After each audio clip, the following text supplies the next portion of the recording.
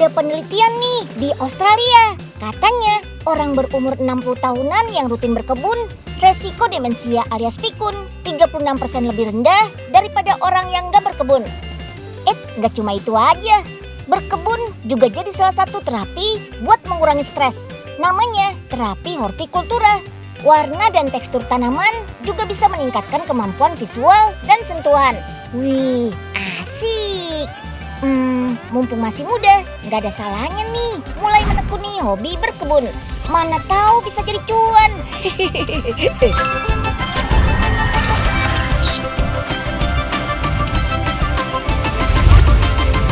Si Unyil, yuk kita kemon. Wih, alpukatnya gede-gede ya. Mantep banget nih buat camilan siang-siang.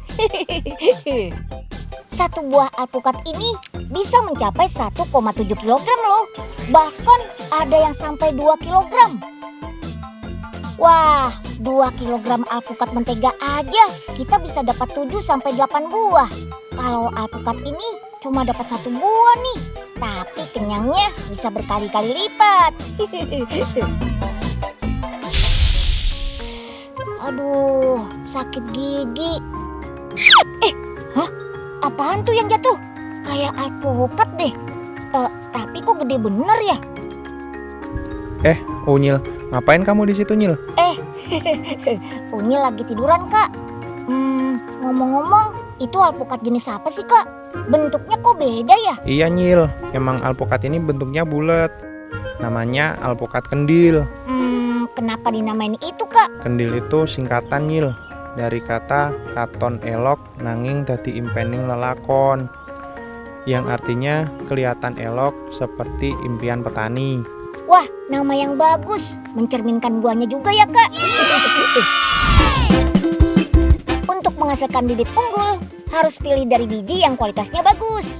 Kupas kulit arinya dulu nih, biar tunasnya cepat tumbuh. Posisi menanam biji juga nggak boleh sembarangan ya. Biji yang mengerucut di bagian atas, sementara bagian bawah biji yang cembung nantinya bakal tumbuh akar.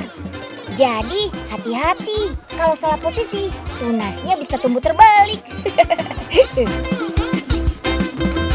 Nah, kalau Sobat Unyil mau nyoba nanam alpukat di rumah, bisa juga lo pakai air. Caranya gampang kok. Tusuk 3-4 sisi samping alpukat dengan tusuk gigi atau lidi. Tusukan ini berfungsi untuk menahan biji saat diletakkan di atas gelas berisi air, biar nggak terendam. Kalau umurnya sudah 45-55 hari, bibit sudah siap dipindah tanam ke pot yang berisi media tanah deh. Kebun alpukat ini merupakan salah satu bagian dari konsep sociopreneurship, yaitu bisnis yang mengutamakan kesejahteraan masyarakat. Kalau di bidang perkebunan dan pertanian sih, yang perlu disejahterakan ya petaninya. Makanya anak-anak muda yang mengelola perkebunan ini menjembatani petani dengan konsumen supaya sama-sama untung. Kalau petani bisa hidup sejahtera, diharapkan sih bisa menarik minat anak-anak muda untuk terjun ke dunia pertanian dan perkebunan. Oke deh, kalau tanaman alpukatnya sudah tumbuh, kita belajar cara merawatnya yuk. Pangkas ranting yang rusak atau mati, supaya pertumbuhan batang, daun, dan tunas bunga hanya fokus pada ranting utama saja. Tanaman yang umurnya 3-4 tahun bisa kita nikmati hasilnya. Alpukat ini bisa berbuah sepanjang tahun. Dalam 2 kali panen bisa menghasilkan 300 kg buah loh, dengan hasil yang memuaskan.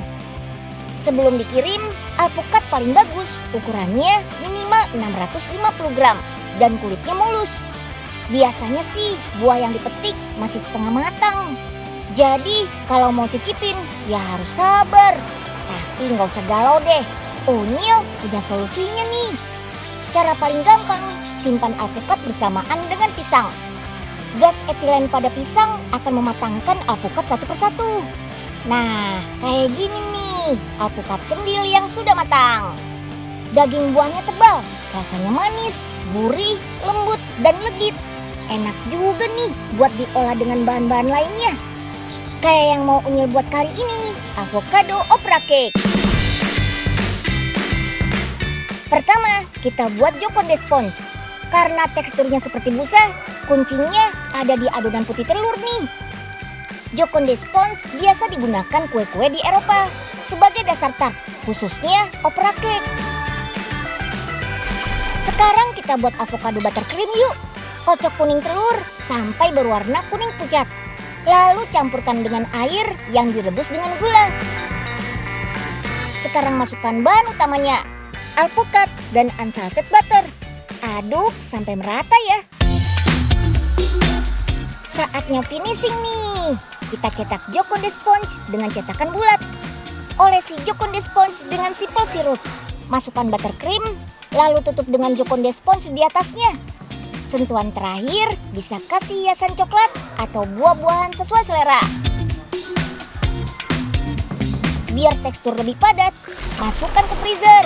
Baru deh cetakan bisa dilepas dan kita nikmati kelembutan cake-nya. Beuh.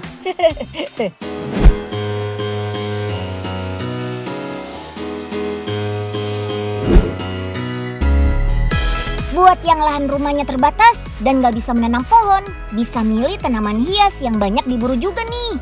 Nyarinya juga gak susah, bisa ke pasar tanaman hias terbesar di Bogor, Jawa Barat. Di sini ada 200 petani tanaman hias yang menjual berbagai tanaman, termasuk yang susah dicari. Mulai dari jenis philodendron, alocasia, sampai tanaman ngehits janda bolong yang istilah kerennya Monstera adansoni variegata juga ada di sini. Jangan heran karena harganya mencuri perhatian, bisa mencapai puluhan bahkan ratusan juta loh.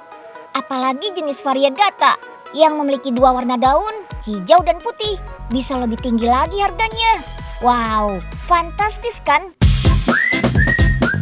Kolektor tanaman hias harus paham budidaya tanaman hias yang membutuhkan perlakuan khusus. Sebisa mungkin perawatannya harus sesuai dengan habitat aslinya ya. Misalnya penyesuaian suhu, kelembapan, dan pencahayaan. Jadi nggak semua bisa diperlakukan sama. Oh iya, ada juga nih alternatif tanaman buat yang nggak punya lahan sama sekali. Dengan memanfaatkan wadah kaca. Di dalamnya bisa kita hias beragam tanaman mini. Jadi nggak cuma satu macam kayak tanaman hias di pot. Kunci perawatannya sih jangan terlalu sering disiram. Karena air yang menempel di daun akan membiaskan sinar matahari sehingga membuat sukulen jadi busuk. Meski jarang disiram, tenang aja. Tanaman berdaun tebal ini bisa menyimpan cadangan air kok. Karena muatannya terbatas, merangkai tanaman dalam wadah kaca jadi tantangan tersendiri. Penataannya gak disusun secara acak ya. Ada cara khusus nih. Kita bisa mulai dari jenis thriller, filler, dan spiller. Mulai dari yang thriller dulu yuk.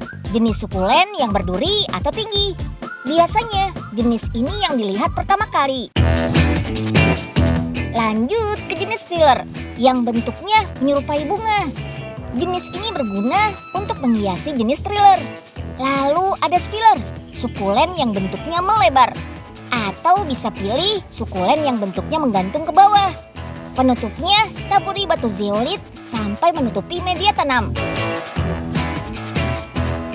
Penggunaan media tanam mempengaruhi pertumbuhan akar bibit sukulen. Media tanam yang bagus akan membuat akar tumbuh paling cepat 1-2 minggu. Dengan cara yang tepat, perbanyak bibit sukulen akan sukses kok. Lumayan kan? Kalau berhasil membudidayakan tanaman super mungil ini, bisa jadi peluang penghasil cuan juga. Yuk kita kemon. Makan olahan kacang hijau sih sudah pasti sering ya. Tapi Sobat Unyil tahu nggak kayak apa sih bentuk tanaman kacang hijau? Sebagai salah satu hasil pertanian andalan Indonesia, nilai ekspor kacang hijau tuh terbesar setelah jagung loh. Kalau menengok data dari BPS nih, 3 provinsi yang memiliki kebun kacang hijau terluas berada di Jawa Tengah, Jawa Timur, dan Nusa Tenggara Barat. Salah satu kebun terluasnya ada di Kendal, Jawa Tengah. Di lahan seluas 120 hektar ini, kita bisa melihat hamparan tanaman kacang hijau. Wah, pas banget waktunya panen nih. Yuk, come on. Kita ikut para petaninya panen juga. Panen raya kebun kacang hijau di Kendal biasanya berlangsung dari bulan April sampai Mei. Waktu panen ini berbeda dari kebun di wilayah lain. Kalau di daerah lain, panen raya biasanya berlangsung pada bulan September sampai Oktober. Meski panen yang dilakukan hanya 1 kali, hasilnya berlimpah loh. 1 hektar lahan bisa menghasilkan 1.500 kg kacang hijau. Tanaman ini bisa tumbuh di tanah kering, tapi tetap perlu pengairan pada masa kritis, seperti perkecambahan, saat akan berbunga, dan pertumbuhan polong. Setelah 7 hari, tanaman sudah mulai tumbuh, kurang lebih 30 cm sampai 1 meter. Batangnya tegak, tapi bercabang cukup banyak. Tanaman akan muncul bunga berwarna kuning saat usia 33 hari. Lalu pas umurnya sudah 45 hari, mulai tumbuh polong berwarna hijau. Saat usianya 2 bulan, polong sudah memasuki tingkat kematangan yang pas untuk kita panen. Sahabat Unyil, jadi kacang hijau yang sudah siap dipanen itu ciri-cirinya yang berwarna hitam kayak gini, sudah mengering dan gampang terpecah. Usianya sekitar 60 harian. Nah, nanti setelah dipanen ini, kita akan menjemurnya supaya nanti biji-bijinya itu gampang terlepas lagi. Kumpulkan hasil panen di alas terpal, lalu biarkan terjemur matahari selama 3 jam supaya memudahkan kulit terkelupas saat dimasukkan ke dalam mesin pemisah kulit. Secara otomatis, mesin ini akan memisahkan biji dengan polongnya. Tuh, biji-biji kacang hijau langsung terpisah ke dalam wadah. Biji kacang hijau yang sudah terkumpul langsung dikirimkan ke gudang. Di sini biji masih harus kita sortir nih menggunakan mesin blower atau seed cleaner. Kotoran seperti sisa kulit bakal langsung terpisah. Biji kacang hijau yang lolos sortir bentuknya bagus dan utuh. Kacang hijau yang dihasilkan bisa untuk konsumsi maupun dijadikan benih lagi. Waduh, ini siapa ini yang bikin gosong? Buncis aja jadi pada hitam-hitam begini dah. Ini dibakar, apa kena matahari sih? Pada gosong begini, ya elah. Po Ipe, kenapa dicabutin terus dibuang-buangin begitu, Po? Ini Nyil, masa buncisnya pada gosong begini? Mana bisa dipakai nyayur ini? Ya ampun, Po, itu bukan buncis. Lah, kalau bukan buncis, ini apaan dong Nyil? Aduh, ini semua tuh kacang hijau, Po. Memang yang sudah siap dipanen, warnanya hitam semua. Waduh, Ayo kira buncis kali Nyil. Maafin deh ya. Kandungan mineral seperti kalsium dan fosfor pada kacang hijau bisa membantu memperkuat tulang dan gigi. Kandungan lemaknya juga rendah, cocok buat yang sedang menghindari makanan berlemak. Kadar lemak yang rendah membuat olahan yang terbuat dari kacang hijau nggak gampang busuk atau berbau. Kayak meal crepe kacang hijau, rekomendasi Unyil yang bisa Sobat Unyil bikin di rumah. Siapkan bahan-bahan keringnya di mangkuk terpisah. Ada tepung terigu, gula, garam, dan bubuk maca. Aduk rata semua bahan kering bersama kocokan telur. Lanjut, susu yang sudah dimasak dicampur dengan adonan kering. Diamkan di kulkas selama 2 jam. Atau lebih bagus lagi sih, semalaman. Waktunya bagian yang susah-susah gampang nih. Yap, pembuatan kulit di atas pan. Soalnya butuh ketelitian, biar adonan gak bolong dan tipisnya sesuai. Sesuai dengan namanya meal crepe, yang artinya ribuan lapis. Makanya kita perlu buat beberapa lapis, tapi gak sampai ribuan ya. 20 lapis saja sudah cukup kok. Olesi dan ratakan krim di setiap kulit crepe-nya supaya saling menempel. Nah, di bagian tengahnya kita beri kacang hijau yang sudah direbus. Lalu lapisi dengan kulit crepe sampai tumpukannya cukup banyak. Biar lebih cantik, kasih sedikit kacang hijaunya sebagai hiasan. Kacang hijau sebagai salah satu sumber fitonutrien memiliki sifat antiinflamasi dan antimikroba. Kandungannya bisa meningkatkan kekebalan tubuh, melawan bakteri berbahaya, virus, pilek, ruam, dan iritasi. Jadi nggak ada salahnya ya kalau kita rutin mengkonsumsi kacang hijau. Mau dibuat olahan apapun, bebas deh, sesuai selera.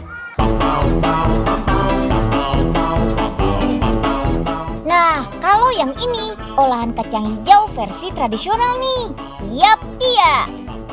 Kue ini berasal dari Tiongkok. Sebutannya toluk pia, artinya kue pia kacang hijau. Proses pembuatan pia ada 2 tahapan, yaitu isian dan kulitnya. Ini nih yang paling Unyil tunggu-tunggu, penggabungan isian dengan kulitnya. Kalau ini sih tugasnya mesin encrusting nih. Masukkan adonan kulit dan isian pasta kacang hijau ke dalam mesin encrusting. Secara otomatis kulit dan isian pasta menyatu jadi bentuk bulat-bulat kayak gini deh. Adonan pia berbentuk bulat akan melewati mesin stamping. Lewat mesin ini adonan ditambahkan motif. Bentuknya jadi melebar dan ditekan jadi pipih. Sekali produksi, mesin ini bisa mencetak 20.000 pia loh. Pia yang berhasil dicetak akan melewati mesin laying yang akan menata pia ke dalam loyang yang sudah diolesi minyak supaya adonan gak lengket. Setelah tertata rapi, loyang-loyang ini akan menuju ke ruang pemanggang. Pemanggangan berlangsung selama 15 menit dengan suhu oven 180 sampai 210 derajat Celcius. Wih, sudah matang nih pianya. Tapi harus didinginkan dulu selama 40 sampai 50 menit. Setelah dingin, baru bisa dikemas dan kita cicipi. Kalau mau lebih praktis untuk memenuhi kebutuhan nutrisi harian tubuh, khususnya omega 3, susu sereal kacang hijau adalah pilihan yang tepat. Bahan-bahan seperti gula, susu, dan air kita masukkan ke dalam tangki liquid ferter. Kapasitas tampungnya bisa mencapai 200 liter loh.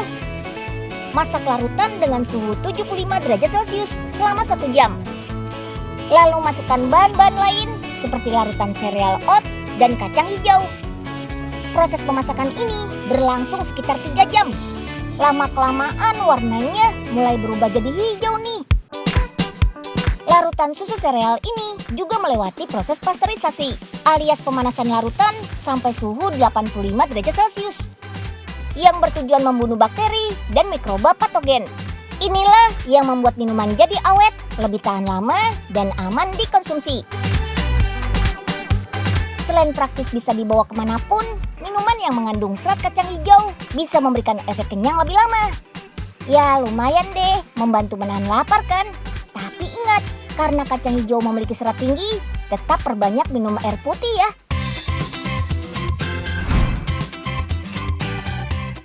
Kecambah yang biasa kita makan, asalnya juga bisa dari kacang hijau loh. Dengan proses khusus, kecambah yang dihasilkan dari kacang-kacangan, nutrisinya bisa berkali-kali lipat. Alat bernama germinator inilah yang digunakan untuk proses perkecambahan kacang. Suhu dan pencahayaan di dalam alat ini sudah diatur sesuai standar supaya benih bisa berkembang baik. Germinator memiliki 4 ruang yang terbagi sesuai jenisnya. Ada ruang untuk kacang hijau, kacang merah, kacang tolo, dan kacang kedelai. Kipas dalam germinator berfungsi mengatur suhu dan kelembapan. Suhu ruangan diatur antara 25 sampai 30 derajat Celcius dan kelembapan sekitar 80 sampai 90%. Proses perkecambahan ini berbeda dari proses kecambah biasa. Bantuan alat germinator ini membuat nutrisinya tetap terjaga karena kelembapannya tetap kita atur. Kacang-kacang di dalamnya akan diputar selama 24 jam dengan kecepatan 20 rpm. Sampai batang kecambah sudah mulai keluar dari biji. Perputaran lambat ini bertujuan supaya kecambah nggak rusak. Oke deh, sekarang waktunya pengovenan dengan suhu 75 derajat Celcius. Kecambah di oven selama lebih dari 8 jam. Kecambah yang sudah di oven, masa tahannya bisa lebih lama loh. Kacang-kacang berkecambah akan mengalami peningkatan kualitas gizi seperti karbohidrat, protein, lemak, vitamin, dan mineral. Yuk kita kemon! Gak cuma happy melihat hasil panen, dari apa yang kita tanam, kita bisa menuai hasil keuntungan yang menjanjikan. Apalagi sayuran dan buah-buahan merupakan bahan pangan yang dibutuhkan orang setiap hari. Fokus, keterampilan tangan, dan terus on fire, itulah kuncinya. Hehe. tayangan Unyil terus ya. Jangan sampai kelewatan info-info menarik lainnya. Dadah!